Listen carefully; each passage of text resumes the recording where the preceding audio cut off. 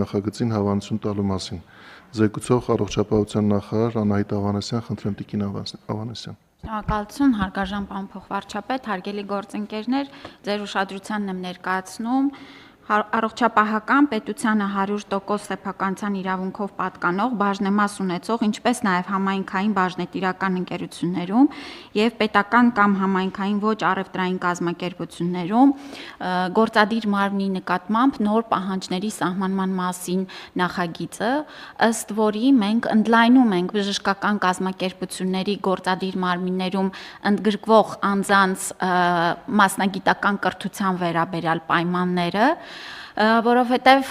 ըստ էության փակ բաժնետիրական ընկերությունները հանդիսանալով նաև շահույթ հետապնդող ձեռնարկատիրական կազմակերպություններ պետք է հնարավորություն ունենան ուրեմն ընդգրկելու նաև ղեկավար կազմում այնպիսի անձանց, ովքեր ունեն համապատասխան կրթություն, որը չպետք է սահմանափակվի միայն բժշկական կրթությունով եւ ունենան նաև գործադիր ուրեմն մարմիններում աշխատանքային փորձի բավարար ուրեմն պայմանին համապատասխանեն։ Ըստ էության, պարոն փոխվարչապետ, մենք վերանայում ենք բժշկական կենտրոնների նաև նկատմամբ ուրեմն աշխատանքային հարաբերություններում դրվող պահանջները, առողջապահության նախարարությունը սահմանելով զարգացման ուղեծիրը մեր բժշկական կենտրոնների համար հնարավորություն է ստեղծելու, որ հավակնորդները մրցույթի շրջանակներում ներկայացնեն, թե ինչպես են պատկերացնում այդ դրված նպատակներին հասնելու ճանապարհը, ունենան հստակ ուրեմն առաջադրանք եւ հաջորդիվ արդեն նաեւ հաշվետու լինեն, թե իրենց կառավարման ընթացքում բժշկական կենտրոնը ինչպիսի ֆինանսական, նաեւ բժշկական արդյունքների է հասել։ Մեզ համար շատ կարեւոր է, որ պետական մասնաբաժին ունեցող բժշկական կենտրոնները լինեն ֆինանսապես կայուն, առողջ, զարգացող, ապահովեն նաև պետությանը շահաբաժինների վճարման ուրեմն անընդհատ ավելացող արդյունքներ եւ մենք էլ ունենանք չափելի ուրեմն ինդիկատորներ, որոնցով կարող ենք դնել առաջադրանքները եւ հետո էլ գնահատել նաեւ մեր կառավարիչների աշխատանքային գործունեությունը։ Մենք իհարկե տարբեր ուրեմն չափի կազմակերպությունների համար նաև աշխատանքային ստաժի եւ կրթության մասով տարբեր պահանջներ ենք դրել, որովհետեւ այստեղ էլ պիտի հաշվի առնենք կադրային հագեցվածությունը մեր փոքր ամբուլատորիաների առումով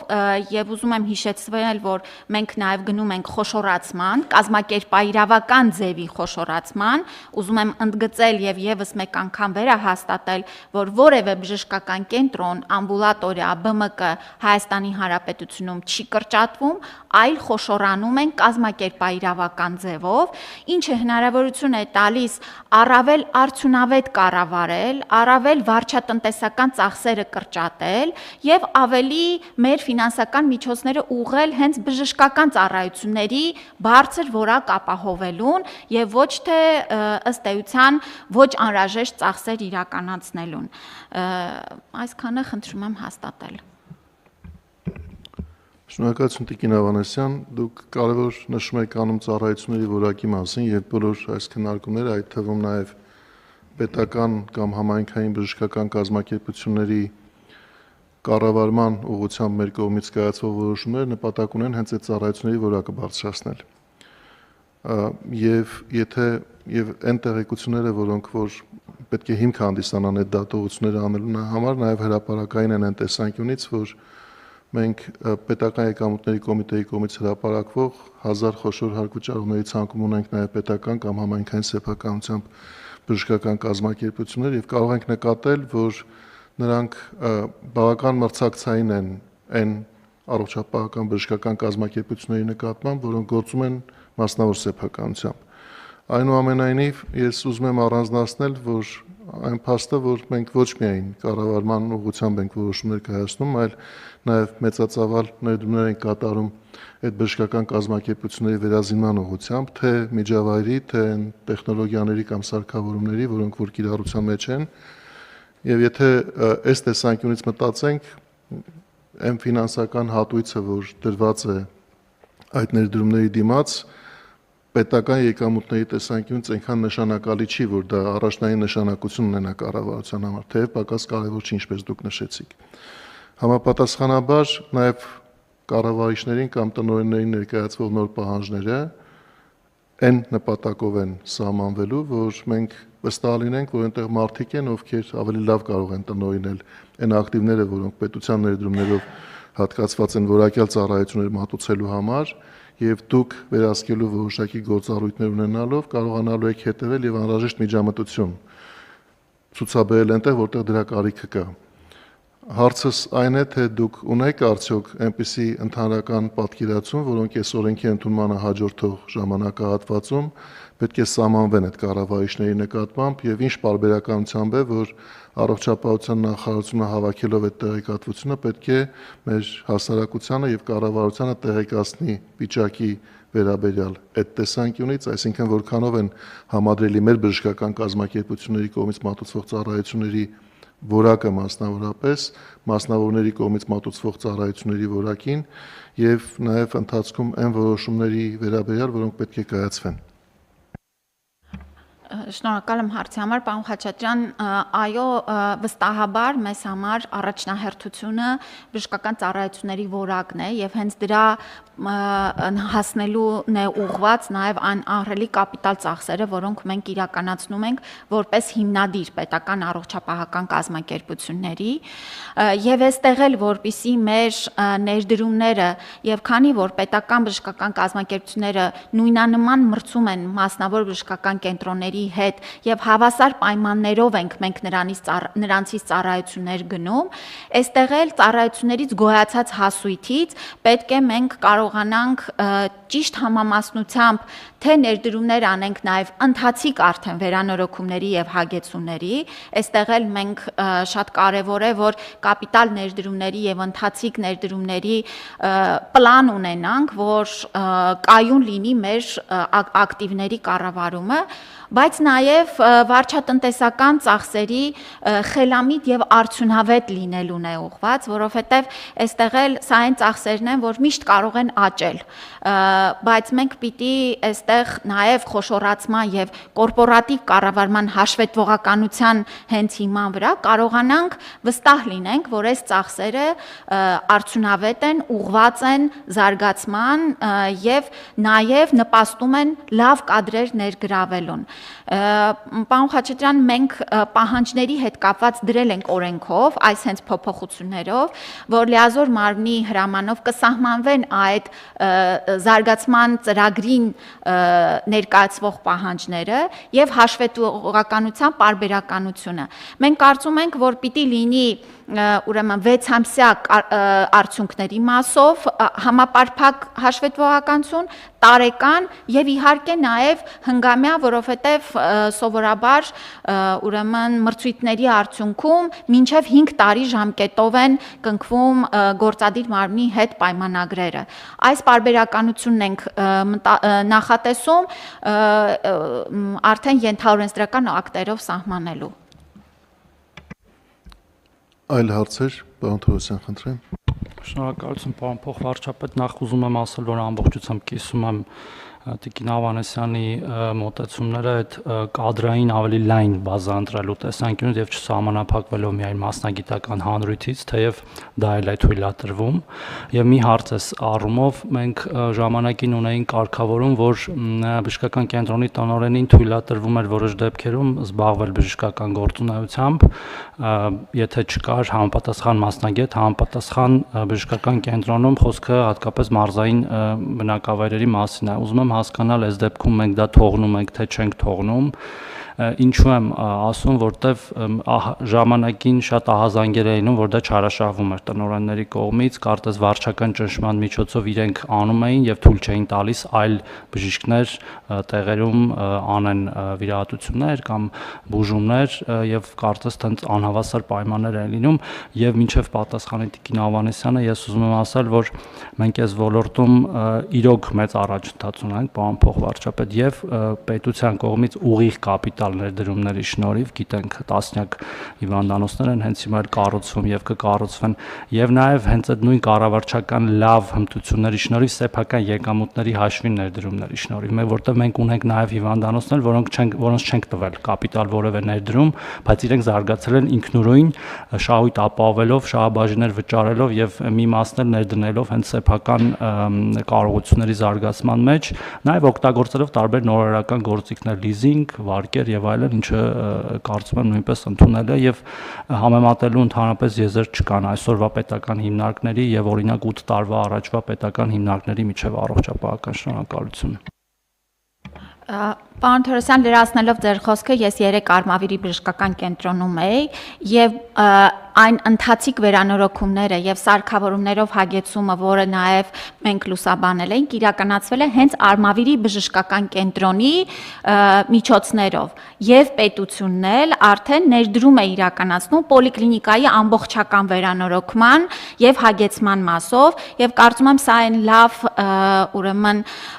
սիմբիոզն է, որ եւ բժշկական կենտրոնը իր միջոցներով եւ պետությունը նպաստում են, որ մենք ապահովենք մեր սահմանած ստանդարտներով բժշկական ծառայություններ։ Ինչ վերաբերում է հարցին, մենք թողել ենք բացառություն, դա հոգեբուժական կազմակերպություններն են, որովհետեւ այստեղ մենք ունենք նաեւ հոգեբուժական փորձաքննությունների ուրեմն այդ հանձնաժողովներում ներգրավելու հարց եւ այո, ցավոք սրտի մասնագիտական շատ մեծ դեֆիցիտ ունենք եւ այս պահով բացառություն սահմանել ենք, բայց նաև քաղաքականությունը խոշորացման եւ կառավարման հատվածը ավելի բժշկական մասնագիտական գործունեությունից առանձնացնելու արդյունքում այս խնդիրներ չենք ունենա, որովհետեւ այո, մեր փորձառու մասնագետները լինելով բուժ գծով պատասխանատուներ կարողանալու են իրականացնել նաև կլինիկական գործունեություն եւ ըստ էության մենք կնպաստենք, որ այսօր մեր փորձառու բժիշկ մասնագետները կաշկանդված չեն լինի զրկվելու կլինիկական գործունեությունից, բայց նաև գործադիր մարմնի ղեկավարը այլևս կաշկանդված չենք, որ լինի միայն բժիշկ։ Պարոն Թորոսյան, Ալիա կարճ արձագանք եւ մի հավելում էլ անեմ, որ մենք հիշենք սրա մասին, պարոն փոխվարչապետ, շնորհակալություն նախ Տիկին Ավանեսյան, հոգեբուժականի մասով գիտեմ, նույնիսկ գիտեմ, որ կենտրոնի համար է դա հիմնականում նախատեսված, բայց մրցակցային առավելություններից խոսելիս մենք միշտ պետք է հիշենք, որ պետական բժշկական հաստատությունը, բոլոր պետական հիմնարկները իրենց գնումները կատարում են գնումների մասին օրենքի համաձայն, որը իրենց հաճախ դնում է ոչ մրցակցային պայմանների մեջ մասնավորի հետ, այդ պետք է միշտ մտքում ունենանք, որտեղ մասնավորը կարող է արագ ուղիղ ներկրումներ անի դրսից, արագ ձեռքբերումներ անի, իսկ մենք հաճախ ստիպված ենք լինում այդ ամեն պրոցեսների միջով անցնել եւ նաեւ երբեմն դրանով ապայմանավորված, որ մասնավորը այնուամենայնիվ ավելի արագ է զարգանում, քան պետականը, թեև երկուսն է զարգանում են։ Պարոն Թորոսյան, մենք նաեւ վերջին տարիների ընթացքում կաշկանդված չենք եղել, եթե տեսնում ենք, որ որևէ կարգավորում խելամտորեն պետք է բարելավի, լավարկվի, որ ծառայությունների որակը լինի համապատասխանաբար ավելի բարձր, ապա դրանք քննարկենք ֆինանսների նախարարության հետ եւ կայացնենք համապատասխան որոշումներ։ Եվ այդ տեսանկյունից պետք է նշեմ, որ այլ ուղղություններով վերջին տարվա ընթացքում մեծ ծավալի աշխատանք է կատարվել, հիմա մանրամասների մասին չեմ ուզում խոսել, բայց կարող եմ վստահեցնել, որ եթե այդ խնդիրները կոնկրետ դեպքերում ձևակերպված են, եւ եթե հիմնավորված է, թե ինչու պետք է առանձին դեպքերում ավելի ճկուն լինելու հնարավորություն տալ կառավարիչներին, ապա դրանք արձագանք են գտնում եւ համապատասխան լուծումներ են ստանում։ Ես առաջարկում եմ, որ Տիկին Ավանեսյան, եթե կան այն երևույթները, որ պարոն Թորոսյանը նշեց, եթե դա այդպիսի ճկունության ավելացումը պետք է նպաստի, որ ծառայությունները լինեն ավելի որակյալ, բնականաբար պահպանելով թափանցիկության եւ հաշվետու լինելու անհրաժեշտ ընթացակարգերը, ապա դրանք աշխատանքային կարգով քննարկվեն ֆինանսների նախարարության հետ եւ բերվեն այն առաջարկները, որոնք կօգնեն հարց լուծմանը։ Պարոն Ավանեսյան, խնդրեմ։ Շնորհակալություն, պարոն Թորոսյան, ես ուզում եմ ասեմ, որ գնումների օրենքը ստեղծված է նրա համար, որպեսզի մենք գնումները ավելի արդյունավետ եւ քիչ ծախսով եւ հաշվետու ձևով իրականացնենք։ Եվ լրացնելով պարոն Խաչատրյանի ասածը, ուզում ասեմ, որ եթե որևէ ձև սա չի,